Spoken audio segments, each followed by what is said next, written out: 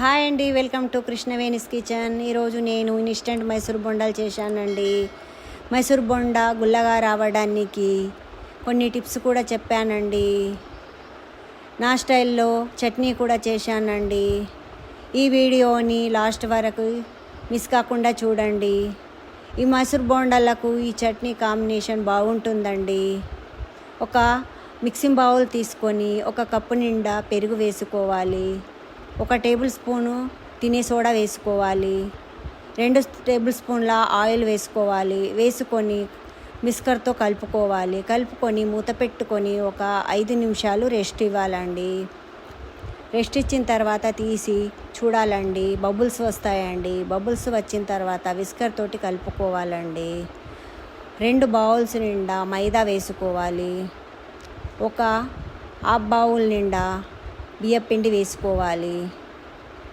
తగినంత ఉప్పు వేసుకోవాలి. వేసుకొని కలుపుకోవాలండి. కలుపుకొని కొద్దిగా వాటర్ వేసుకుంటూ కలుపుకోవాలి. మన ఇష్టం అండి. చేతితోటన్నా కలుపుకోవచ్చు, విస్కర్ తోటన్నా కలుపుకోవచ్చు అండి. నేనైతే చేతితోటి కలుపుతున్నాను. నేను కలిపే విధంగా మీరు కలుపుకోవాలి. చూడండి, ఈ విధంగా కలపాలి. కలుపుకొని మూత పెట్టుకొని ఒక హాఫ్ అన్ అవర్ రెస్ట్ ఇవ్వాలండి. అప్పటి వరకు మనము చట్నీ రెడీ చేసుకుందామండి. పల్లీలని మీడియం ఫ్లేమ్లో పెట్టుకొని వేయించుకోవాలండి. కలుపుతూ ఉండాలండి, మాడిపోతాయి లేకుంటే. వేయించుడైన తర్వాత చల్లారనిచ్చుకోవాలి. చల్లారిన తర్వాత ఒక మిక్సీ బౌల్ తీసుకొని పల్లీలను వేసుకోవాలి. కొన్ని కొబ్బరి వేసుకోవాలి. కొన్ని పుట్నాలు వేసుకోవాలి. మిరపకాయలు వేసుకోవాలి. జీలకర్ర వేసుకోవాలి. ఉప్పు వేసుకోవాలి. ధనియా పౌడర్ వేసుకోవాలి. వేసుకొని మూత పెట్టుకొని గ్రైండ్ చేసుకోవాలి.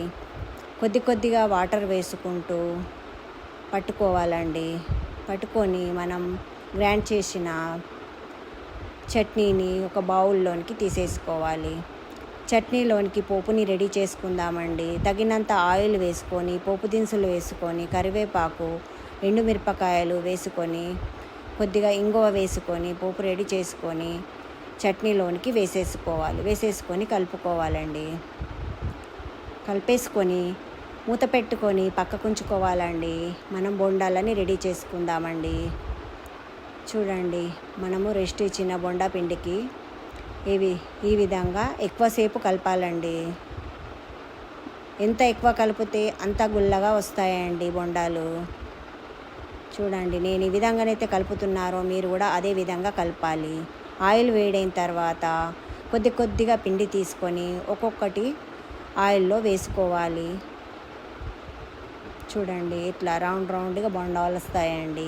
కొద్దిగా కలర్ చేంజ్ అయిన తర్వాత బొండాలని ఆయిల్లో నుండి తీసేసుకోవాలండి. అన్నీ ఇలాగే వేసేసుకోవాలండి బొండాలని. సర్వ్ చేసుకోవడమే అండి. బాగా టేస్ట్గా ఉంటాయండి. ట్రై చేసి చూడండి మీరు. చూడండి, చట్నీ కూడా చాలా బాగుంటుందండి. ఈ బొండాలకు వెల్లుల్లి కారం కాంబినేషన్ కూడా సూపర్గా ఉంటుందండి. ఈ వీడియో నచ్చినట్టయితే లైక్ చేయండి, షేర్ చేయండి, సబ్స్క్రైబ్ చేయండి. Thank you for watching.